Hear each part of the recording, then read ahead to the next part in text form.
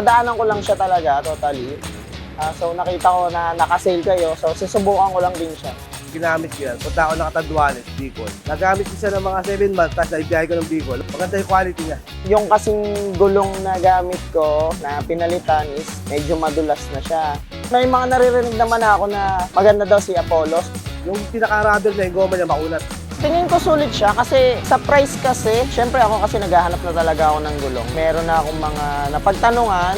Nung nalaman ko yung price ni Apollo, kaya di na ako nagdalawang isip talaga na kumuha.